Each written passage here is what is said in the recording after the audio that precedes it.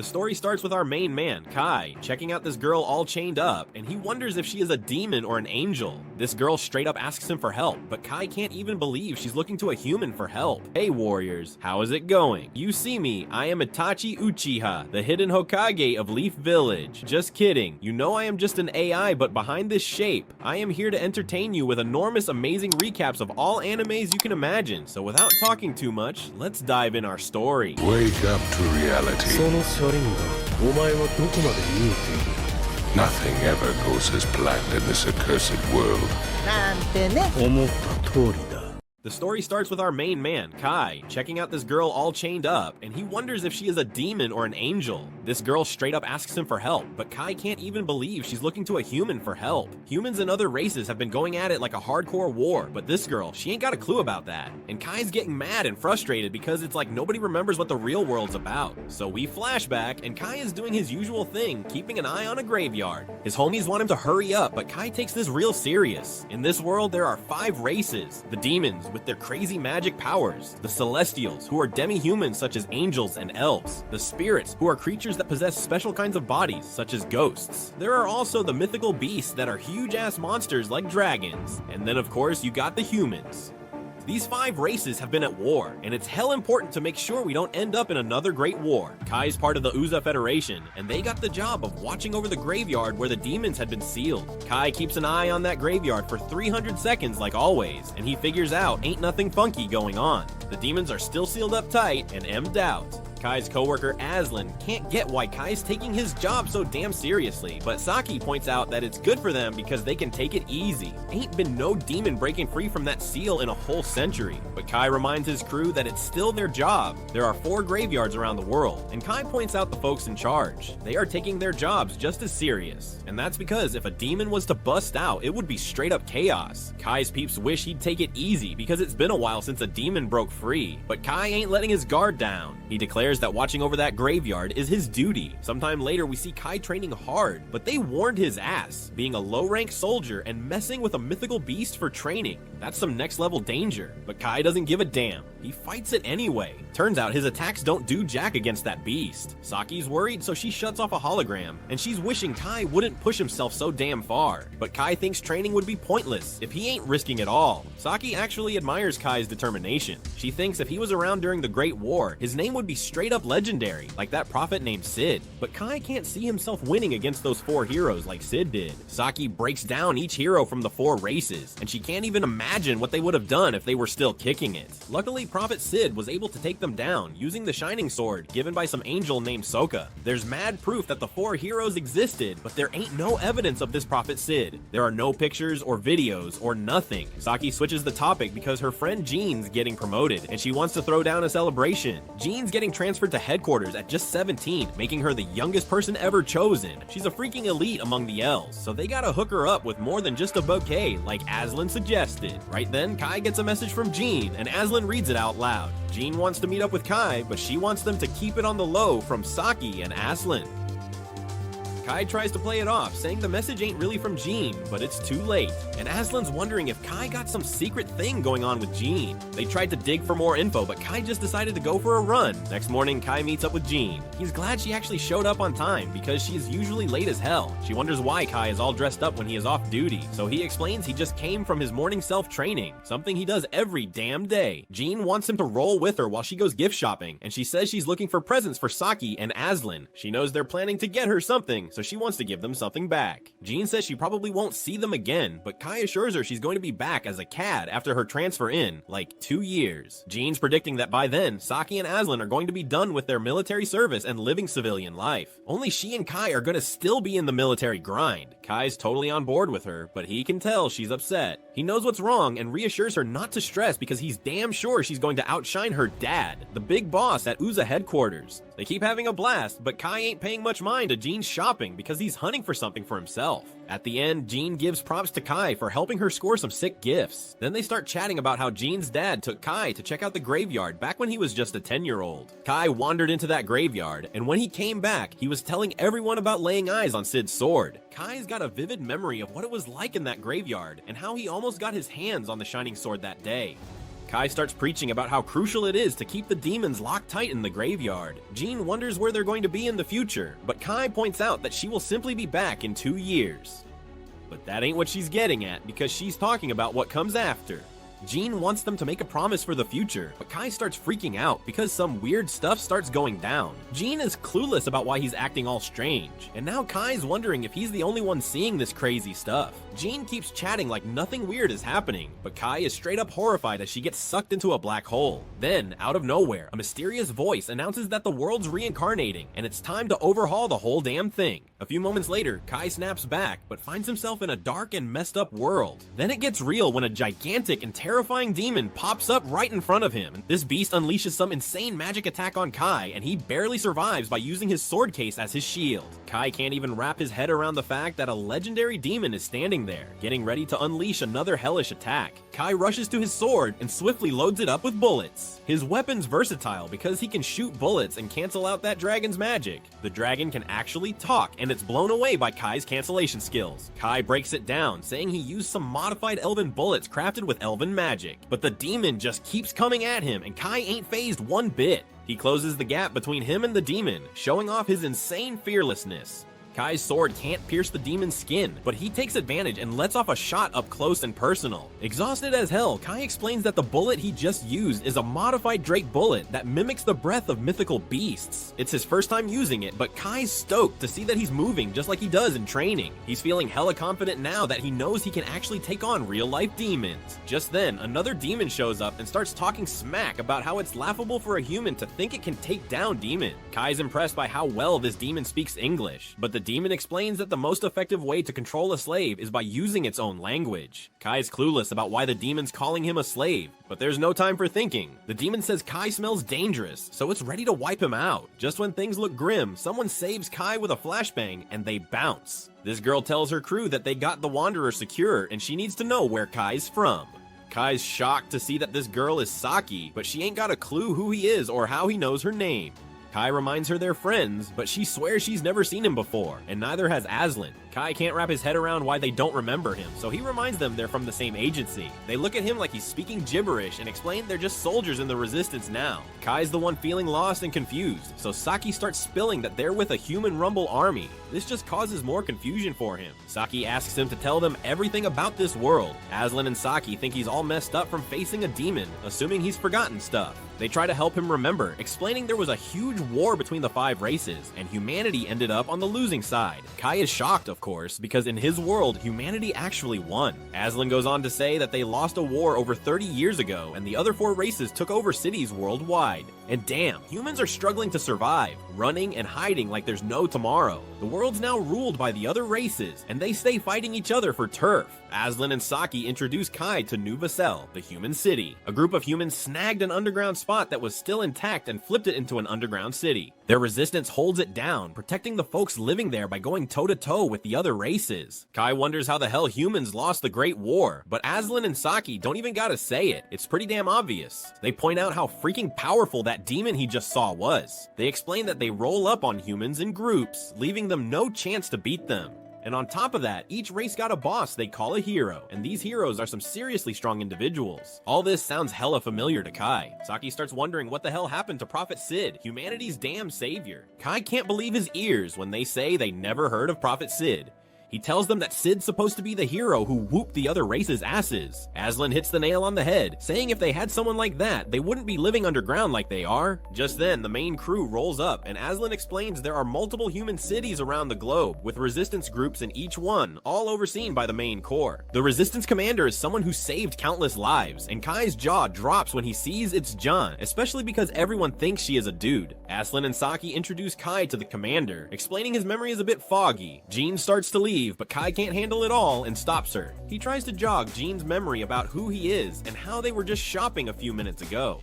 Jean's clueless and assumes he's got her mixed up with someone else. Kai can't even comprehend that she straight up doesn't know who he is, so he straight up asks her why she's fronting like a dude. Jean's hella shocked to hear that, and Kai reminds her about how she wanted to outshine her dad as his daughter. Some soldier named Fallon steps in, and Jean decides to dip. Kai's in a crisis, and his crew is worried about him, telling him to get some rest. That makes Kai start digging through some historical docs, and he realizes that the only records missing are the ones about himself and Prophet Sid. That's when it hits him. If Sid never existed and humans lost the Great War, then why the hell do the graveyards where the 4 races are sealed still exist? The next day, Kai asks Saki about the graveyards, but she's got no clue what he's talking about.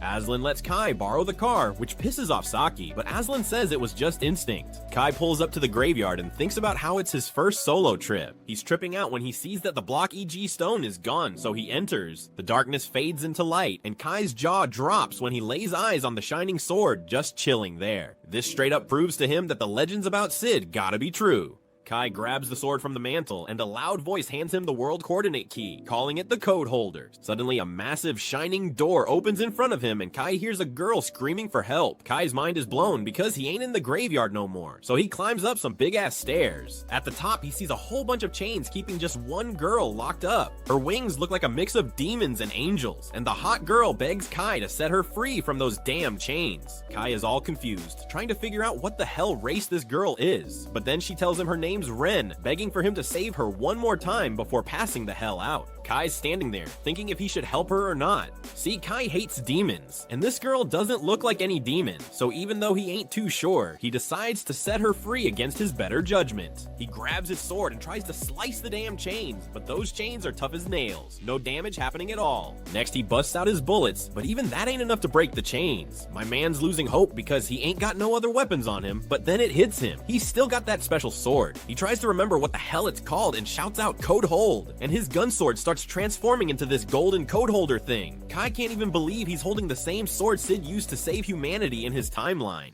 He raises that badass sword and takes another swing at the chains. For a hot second, it looks like he just wrecked the whole damn dimension, but it goes back to normal, and the chains are sliced clean in half. The girl's freed and starts falling to the ground, so Kai catches her. As soon as she opens her eyes, she freaks out and flies away from him, screaming for some chick named Vanessa to come out. She says that she wants a rematch with Vanessa and that it ain't fair of her to send some weak-ass demon to try and kill her. But before Kai can explain that he ain't a demon, Ren's already launching attacks at him because she hates demons. He manages to dodge the first attack like a boss, but he can't escape the second energy blast she throws his way, and now he's starting to regret helping her. But just as that blast is about to hit him square in the face, he remembers something the system mentioned about the code holder being able to break fate itself. So he grabs the code holder and slashes that magic ball in half. The magic disappears, leaving Kai and Ren both shocked because no way in hell could a measly demon block her attack. Finally, Kai spills everything and tells her straight up that he ain't a demon. He asks her where the hell she even got that idea because he has no wings or tail, so clearly he's just a damn human.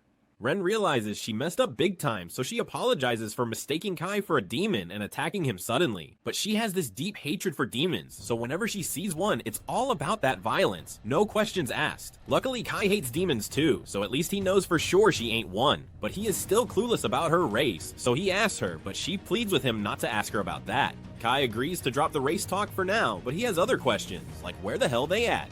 But Ren has no clue either. All she remembers is fighting Vanessa, and then she's suddenly stuck in this place. Kai recognizes the name and asks if it's the same Vanessa who's a hero to demons, and Ren confirms it. That surprises Kai because Ren's picking fights with heroes and all, so he asks if she's really that strong, and Ren proudly claims she could wipe out a whole damn army of demons if she felt like it. But she also admits that Kai is just as impressive because he managed to block her attacks. She was curious about how he pulled it off, so Kai is about to spill about his sword, but just then he spots a portal behind Ren, and out comes this ugly-ass monster. The monster starts talking about some fate singularity entity waking up and how it's a major threat to the new world, so it's gonna start doing its thing to get rid of it.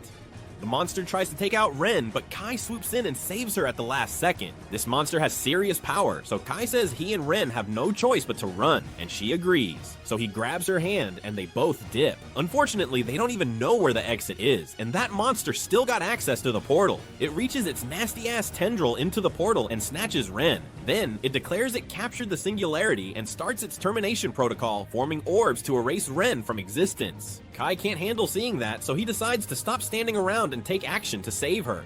He busts out the golden sword again and slices that monster's tendril in half, wreaking havoc on the dimension in the process. The monster spots Kai and peeps that he's holding that forbidden sword, but it can't wrap its head around why the hell the sword's here, or how a human like Kai got his hands on it.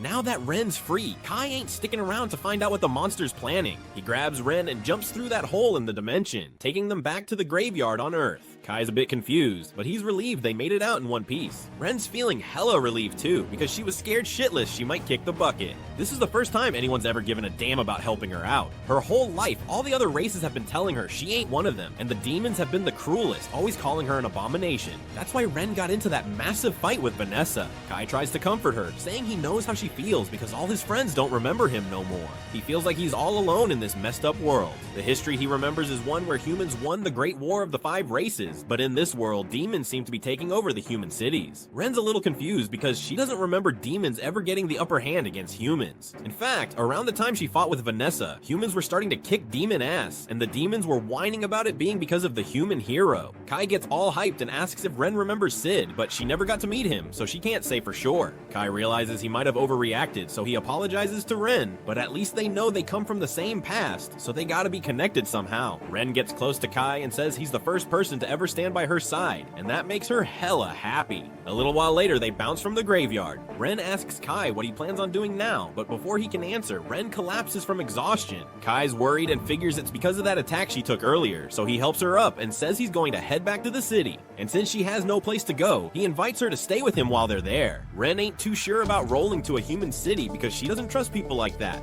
So Kai asks her why, and she says she can't trust anyone except him because he saved her ass. He tells her she should trust that he'll keep her safe and asks her again to come with him. He lets her know she can bounce if she ain't feeling it. No hard feelings. So in the end, she agrees to go with him. Back in Kai's house, Dude's lying on his bed while Ren's taking a shower, and he's dead-ass exhausted from the drive back home. Ren had never been in a car before, so she was freaking out the whole time and nearly making him crash left and right. Lucky for her, she hid her wings, so once they got here, nobody could tell she ain't human. But her weird behavior still got folks on edge. She even tried to throw down with some magic at one point, and Kai had to hold her back. But he gets why she is so cautious. She's around a bunch of strangers. Then Kai's attention turns to his sword, and he ain't even noticed when it went back to normal.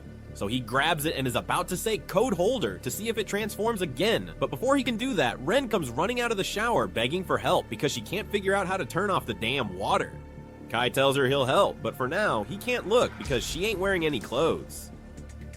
Once the shower's off, Ren gets dressed and starts talking about how humans got all the good shit.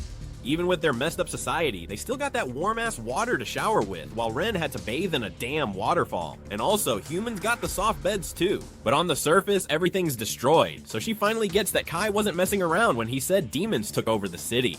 Kai had his doubts at first, but meeting Ren confirmed he ain't losing his mind. Now he knows for sure they are in a world where the race war results got messed up. The real history is the one where Sid became the human hero, but in this reality, Dude never existed for some reason. Ren suggests they gotta find a way to escape this reality and get back to the old one. That's the solution to their problem, but Kai doesn't know if there's actually a way to make that happen. They hit the bed after that, but late in the night, Ren jolts awake and warns Kai about some strong-ass magic vibes, meaning the demons are launching an attack outside. The demons just busted through the city's ceiling, going on a rampage. Kai already knew humanity was screwed in this messed up reality, but he didn't realize how damn helpless humans were against demons. Ain't no hero around to save them either.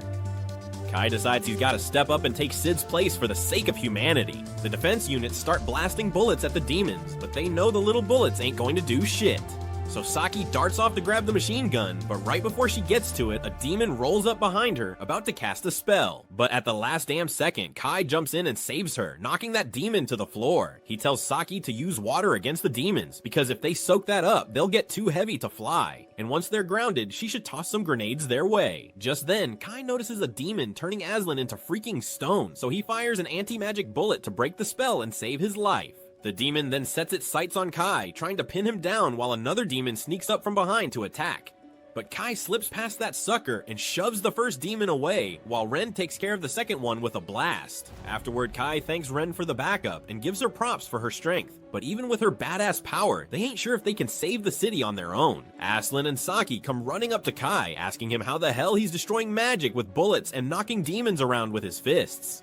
Kai breaks it down for them, explaining that he comes from a world where humanity won the race war. His fighting style and special bullets all come from that world, but Saki and Aslan still ain't buying Kai's talk about alternate timelines. Before they can ask more questions, Aslan gets a message saying 2 demon scouts got away, and if the scouts report back to their leader about this underground city's location, a whole damn army of demons is going to swarm in and wipe out every last human. Aslan says he got to report this to the rebel army headquarters, and Saki asks Kai to come with them because his strength makes him a valuable asset, so Jean will welcome him for sure. Kai agrees to join them, and they all head to the headquarters in the old royal capital. That place got wrecked years ago, but that's exactly why they chose to set up their headquarters there. Demons ain't going to think of searching for them in a destroyed place. The one who came up with the idea was Jean's dad, but he retired as the head of the rebel army 2 years ago because of an injury, so Jean took his spot. They roll up at headquarters, and both Kai and Ren get brought in to meet Zhang. She already got the reports from Aslan, so she asks Kai to spill about this alternate timeline he mentioned earlier. Kai spills all he knows, but the other big shots in the room call him a liar for dropping such a ballsy claim. But Kai brings up how he and Jean were tight as kids in the previous timeline. He mentions Aug and Jor, the nicknames Zhang always wanted to be like. The names catch Zhang's ear, but she keeps quiet for now and decides to wrap up the meeting.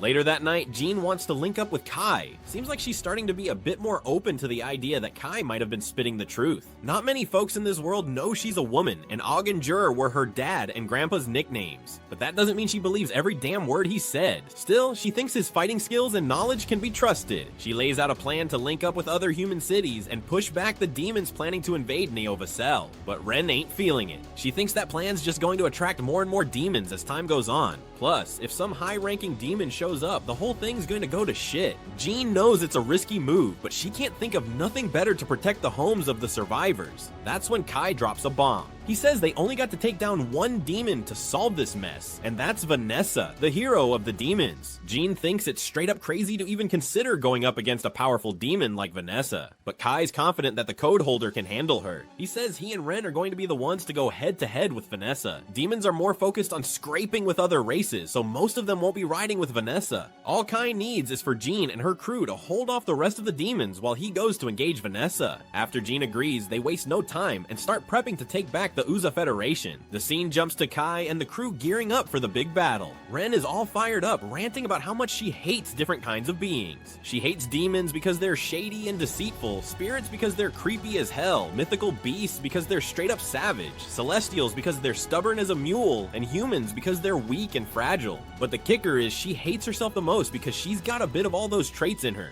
Despite all that, Kai's the only one who wasn't afraid of her, who saw her for who she really is and accepted her.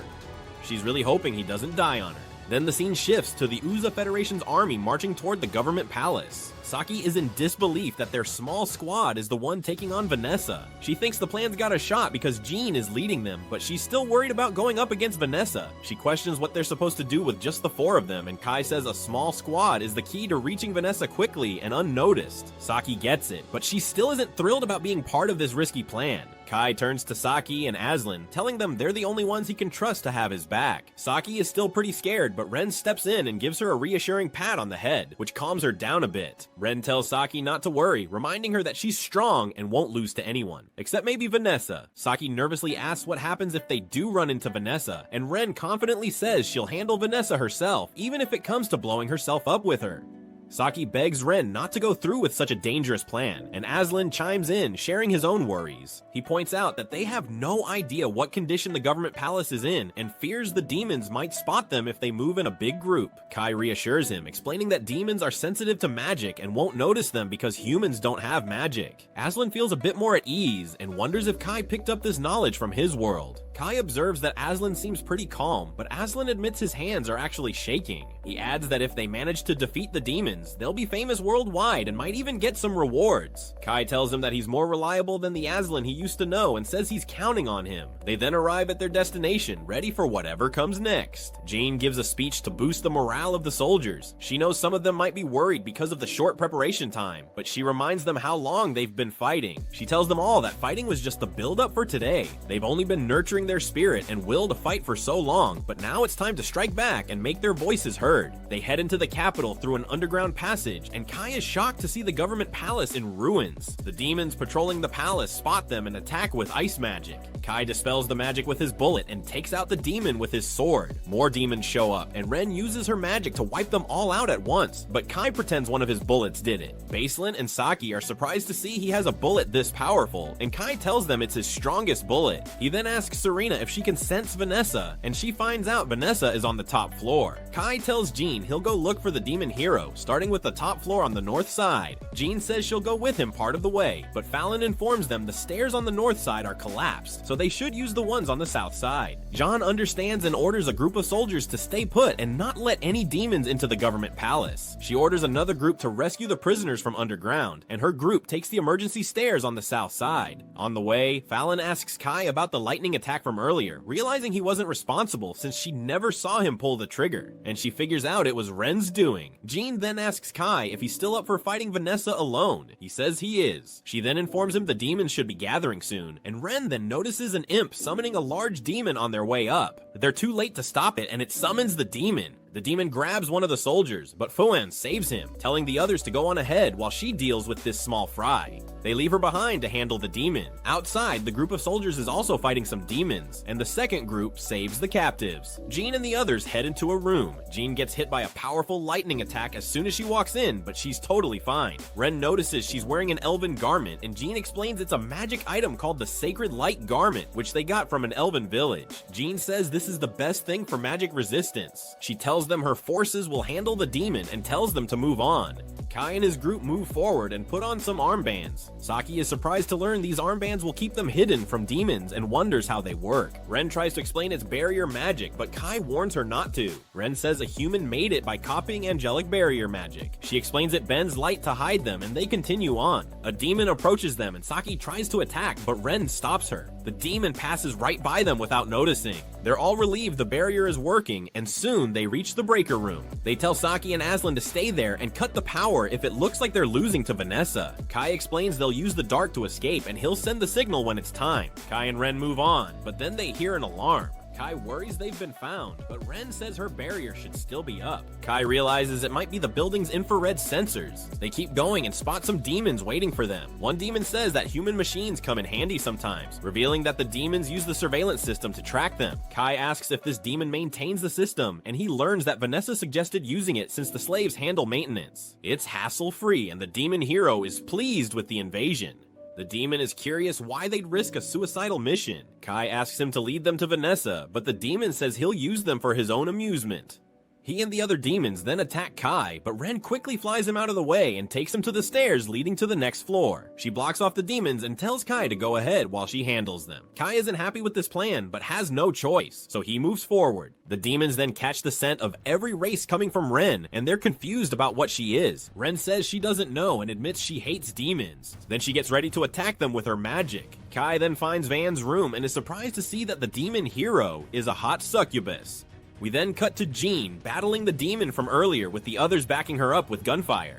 Jean tries to strike the demon, but he grabs her sword and attacks her with fire magic. Her elven garment protects her, and the demon realizes this. Jan's sword then transforms into a bow, and she uses it to take down the demon. Before dying, the demon notices that Jean is using angelic and elden magic items, and warns her that these items will drain her life force because humans can't use magic properly. Jean finishes him off and says she chose death willingly. She explains that's the kind of resolve a human needs to defeat demons. Another demon drops down from above to attack Jane, but Fallon swoops in to save her. The demon recognizes Fallon and wonders if she's the Dragonar who wields a drake named Fong. Fallon denies it, and Jean hopes things are going well on the top floor. The scene shifts to the top floor, where Vanessa asks Kai if he's not surprised that the strongest demon is a succubus. Kai says he's not surprised at all.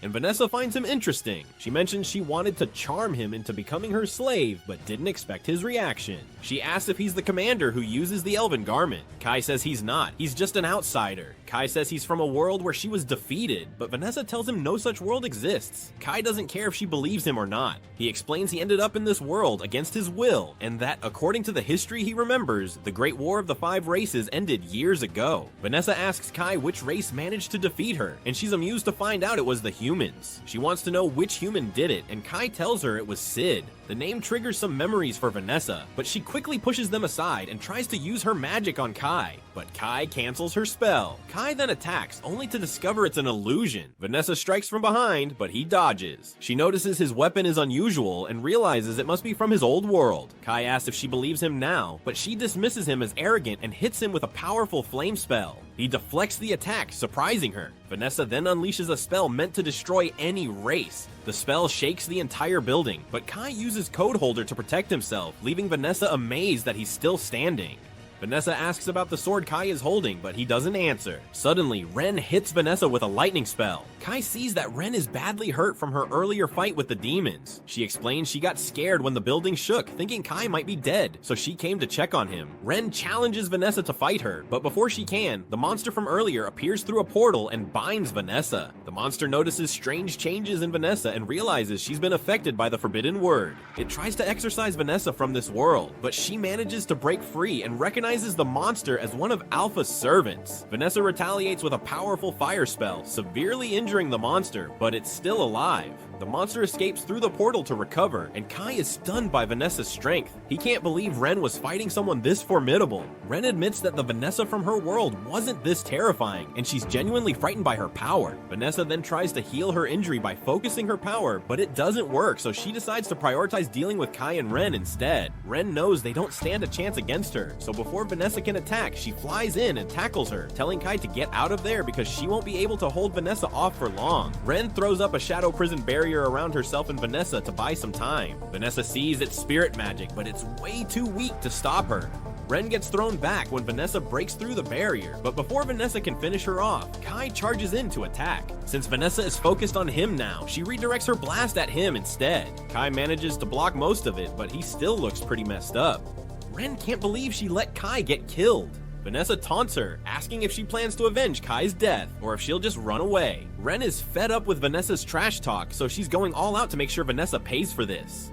Ren unleashes her full power. Her body starts showing traits from all 5 races. Vanessa thinks it's amusing, but Ren isn't messing around anymore. She lands a solid punch, wiping the smile off Vanessa's face. In this new form, Ren can actually go toe-to-toe with Vanessa and push her around, but it turns out Vanessa was just playing with her. Vanessa finds Ren's chaotic form fascinating, but she questions why Ren didn't use it sooner. If she had, she might have bought enough time for Kai to get away. Vanessa wonders if Ren was scared to show her true nature, or if she was worried about being called a monster. Ren starts crying, but Vanessa reminds her that she only has herself to blame. Vanessa is the demon hero and will do whatever she wants, but Ren had the chance to save Kai and didn't go all out because she was afraid. It's her hesitation that got Kai killed. As much as Ren hates to admit it, Vanessa is right. It's her fault Kai is dead, but that doesn't matter now. Nothing she does can bring Kai back, so she just wants to die and take Vanessa down with her. She grabs Vanessa's hand to slap a curse on her. Before Vanessa even realizes what's happening, blood droplets start oozing from her skin. These drops are Van's life force, and there's no way to defend against them. They'll keep falling until both Vanessa and Ren are dead. Normally, this would be game over for Vanessa if she still got a card to play. Suddenly, Ren collapses, and Vanessa explains that even though the curse can't be blocked, its power depends on the caster's magical strength. Ren usually would have had enough magic to make it work, but they're in Vanessa's base, and she had set up some major countermeasures for attacks from other races. Behind Vanessa is a huge cursed circle that messes with spirits, magical beasts, and celestials. Since Ren is all 3, the curse is hitting her 3 times as hard, so it's crazy that Ren lasted this long. She can't even get her revenge for Kai, so she just sits there and apologizes for not being useful.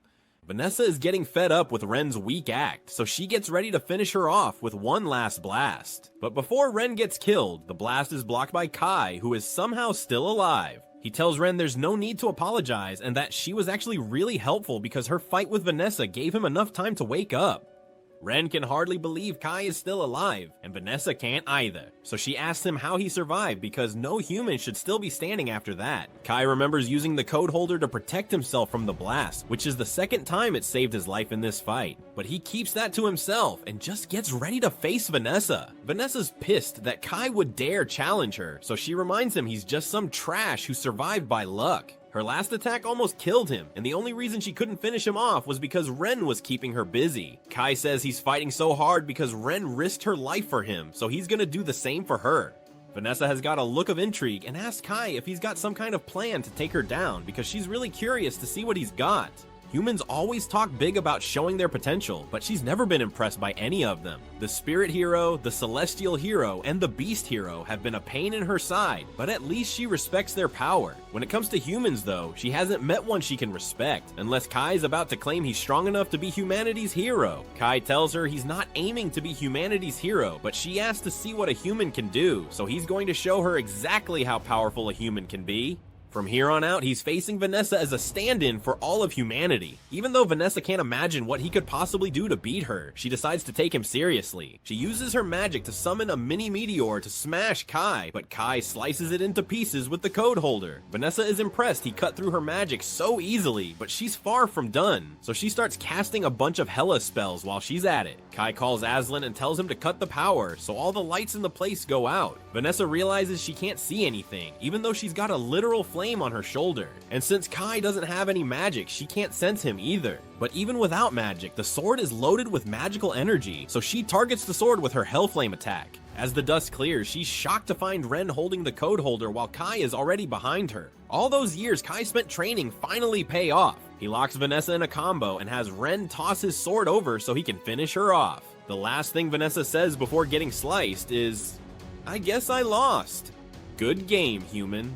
As Vanessa collapses to her knees, her body starts falling apart from all the damage. Ren and Kai notice something's up with her, and then Vanessa's memories come flooding back. She remembers everything about Sid and the whole world reincarnation deal. She can't believe she let herself fall for it after Sid warned her something like this could happen. After hearing that Vanessa knows about Sid, Kai starts grilling her to spill all the details. Vanessa tells him about this crazy thing called world reincarnation that Sid talked about. Apparently someone messed with the timeline and changed history, so Kai's gotta find this person, who's probably one of the other three heroes. Sid saw this world reincarnation coming, which is why he gave Vanessa his sword to keep it safe from enemies. That sword's the key to fixing all the mess made to this world. Kai is curious why Vanessa and Sid would team up when they're supposed to be enemies. Vanessa explains that she did fight Sid once, but he earned her respect as a serious fighter, and they ended up working together. There's a lot about the old world Kai doesn't know, so Vanessa warns him to watch out for the Zero Code. It's some seriously tricky magic. On top of that, Vanessa tells Kai, "You did a damn good job against me," and she was really impressed. From his plan to use the darkness to his guts and combat skills, she now gets what he means by human spirit. Even though she's pissed about losing, she'd love to face him again. And if they meet up next time, she's planning to have a lot more fun with him, but as a succubus. Kai's kind of speechless after what Vanessa just said, but the fight's exhaustion hits him, and he ends up dropping to his knees. Still, he's relieved he actually took down Vanessa.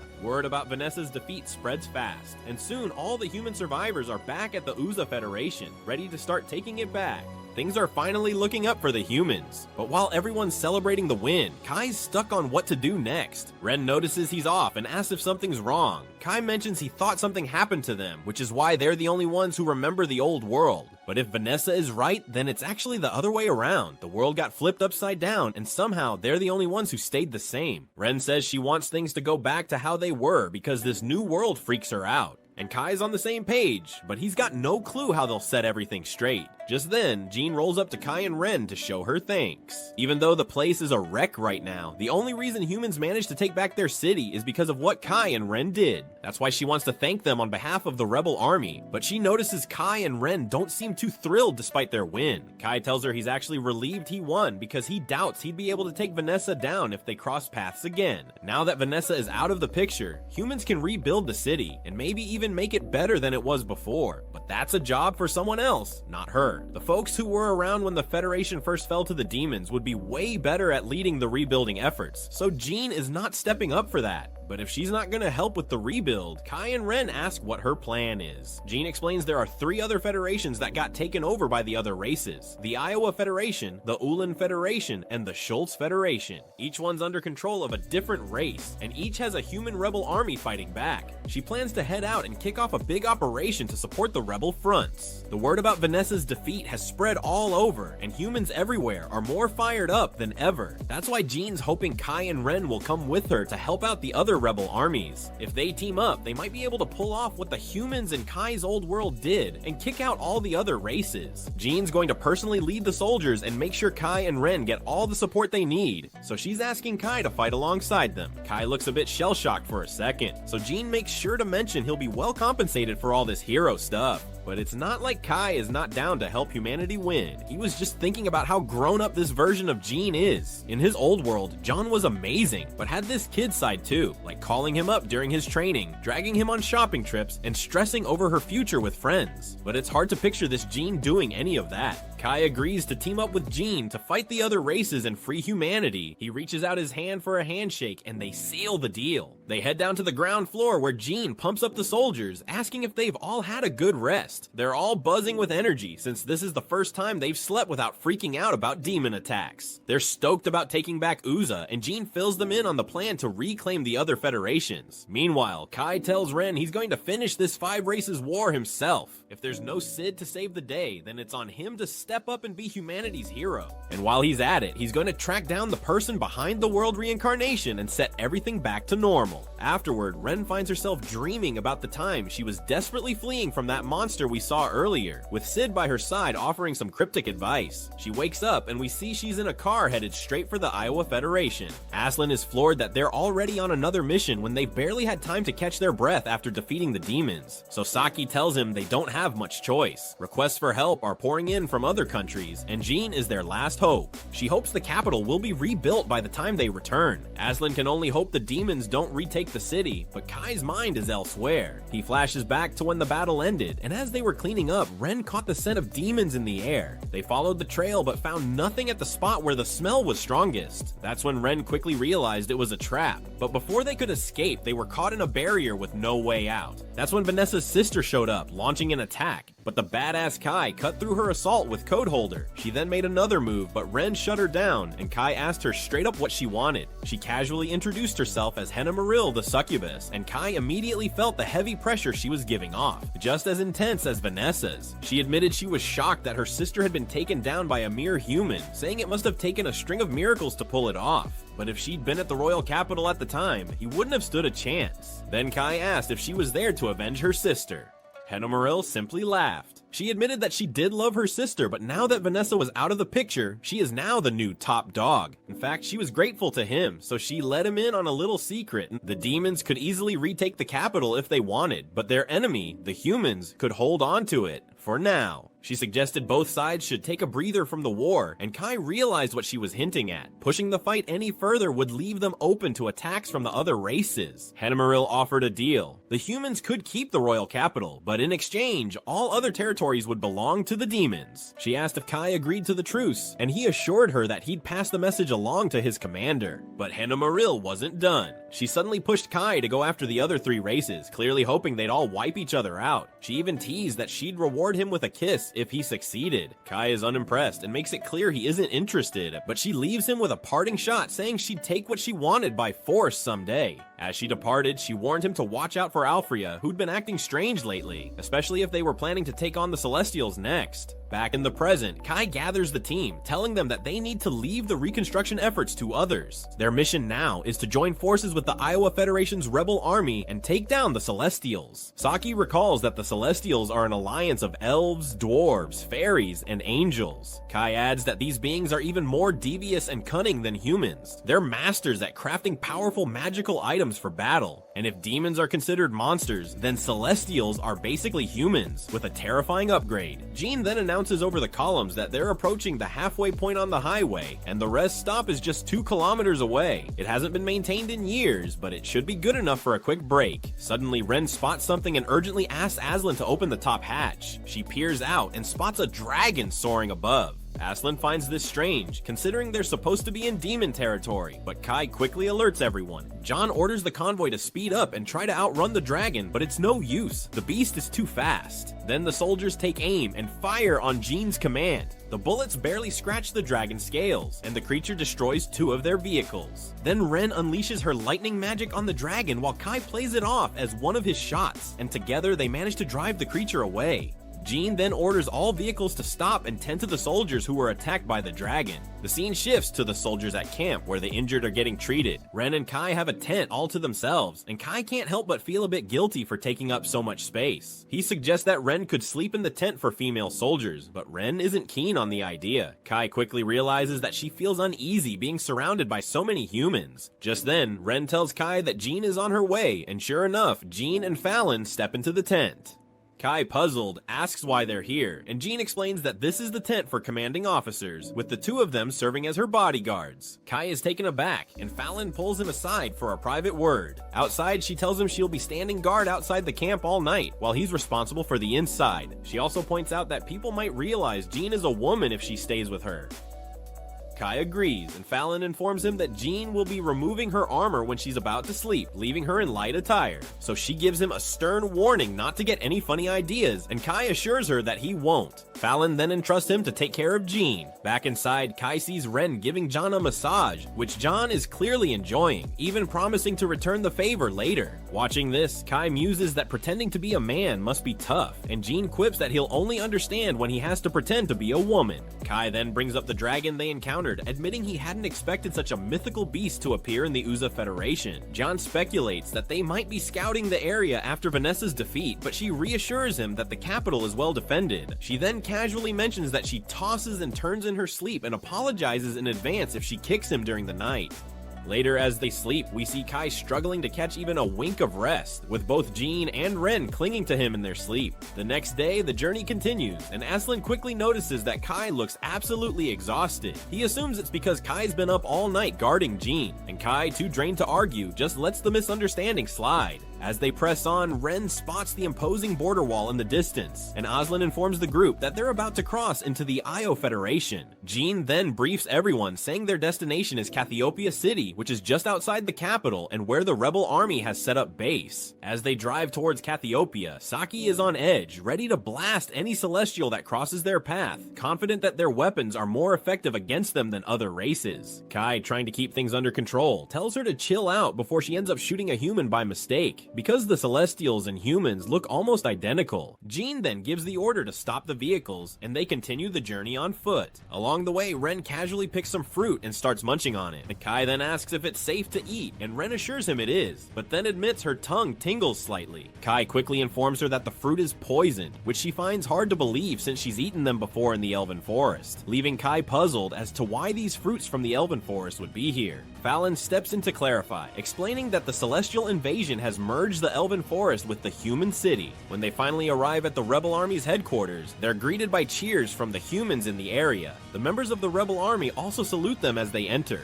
Zan, the advisor of the Rebel Army, warmly welcomes them, expressing how the news of Jean's victory has sparked new hope among them. He then greets Fallon, revealing they have a history together. He's surprised to see her again, remarking on how long they've survived in this desolate world. Fallon, however, insists she's not old enough to be considered long-lived. Without wasting any time, John requests to speak with their commander, and Zephin promptly escorts her to him. As they make their way, Zephin wonders how much John and her team know about their commander. Fallon steps in, explaining that his name is Dante, a descendant of the old royal family of the Io Federation. He calls himself the Emperor, but he's a mess. Envious, suspicious, and downright obsessive. But Fallon warns that he might even see Jean as a threat, and Zephin, with a nod, confirms her assessment. He hopes Jean can keep her cool around him, but at least the soldiers appreciate her help, even if their boss is a nut job. When they arrive, they meet the assistant commander, Kuberi, who explains that anything needing to go through the Emperor will be handled by her. Ren feels something off about Kuberi, but keeps it to herself for now. Finally, they come face to face with Dante, and Jean introduces herself, but Dante immediately questions why she's late, saying she was supposed to arrive that morning. Kin explains that they encountered a dragon on the way, and had to stop to treat the wounded, but Dante couldn't care less about her excuses. He coldly asks why she's even here. Did she plan for more glory after her victory at Uchiha Federation and take over Awo Federation too? But Jean calmly clarifies that she's here because they asked for her help. Dante then reveals that it was his subordinates who requested assistance without his consent. Keen figures that Dante doesn't want to be ruled by the Celestials, and he grudgingly agrees. She cuts straight to the point, telling him that chasing after glory is pointless right now. If he wants honors, he needs to start acting like he deserves them, because in the end, it's the soldiers who decide who is to be praised. She adds that if he steps up and leads like a true commander, the people will respect and praise him. Dante, however, is shocked and more than a little insulted that she would dare give him advice. The scene shifts to a strategy meeting between Jean's forces and the rebel army. Stefan lays out the situation, explaining how the angels, fairies, dwarves, and elves are spread across the land, but admits that these areas are uncharted territory for humans. Jean quickly realizes this means they have no clue where the celestial hero is hiding, so she boldly offers to lead the search herself. She asks Dante for permission to borrow some elite soldiers, but Dante shuts her down, claiming it's foolish for a general to be on the front lines. Jan is undeterred and responds that she's willing to put her life on the line for the soldiers who are fighting for these lands, inspiring the rebel troops with her words. Later that night, we catch Ren getting Aslan to cook something unique. The dish looks so horrid that Aslan seriously doubts whether it's even safe to eat. Ren assures him she's had it before, but Aslan remains skeptical. Meanwhile, Aslan casually asks Kai if he noticed Kuberi during the meeting, commenting on her beauty, and Kai is surprised to see that Ren is also curious about Kuberi. The next day, Jean is out scouting the elven forest with the rebel army. While back at the camp, the Emperor is grumbling about how reckless Jean is for scouting herself. Kuberi agrees, saying that a general should stay in the camp and command the army. Dante is paranoid about Jean's growing influence and worries that she's swaying the soldiers with her boldness. Kuberi, however, reassures him that there's no need for the Emperor to worry about this. So he says that Kuberi is the only true subordinate to him, and Kuberi secretly smirks at how gullible Dante is. When Jean returns from her scouting mission, she immediately starts drafting a map based on her findings. Kai notices that Fallon was worried sick about Jean, and when Jean brushes it off, Fallon's anger bubbles up, and she warns Jean that a serious lecture is coming her way.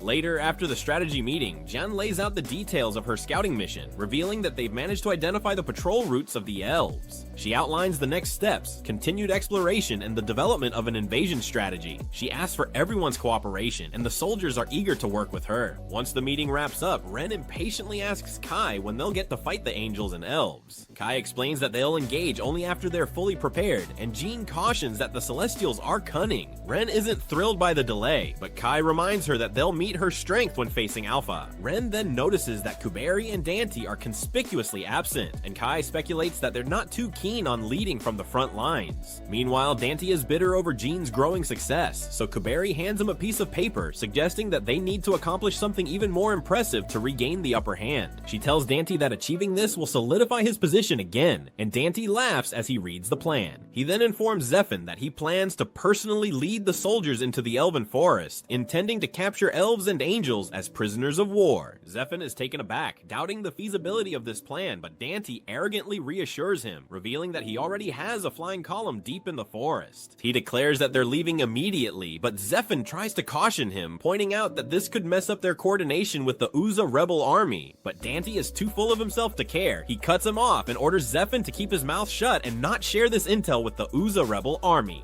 As John and her team return from yet another meeting, Ren pulls them aside, expressing her suspicion that Kuberi might not be human. Elsewhere, we're shown the aftermath of a crushed rebel army. Above the scene, a castle hovers ominously, and inside, Alfred informs the dwarves and elves that the angels plan to sever ties with them. They're stunned by the news, and they curiously ask about the monstrous figure lurking behind Alfred, but he offers no explanation.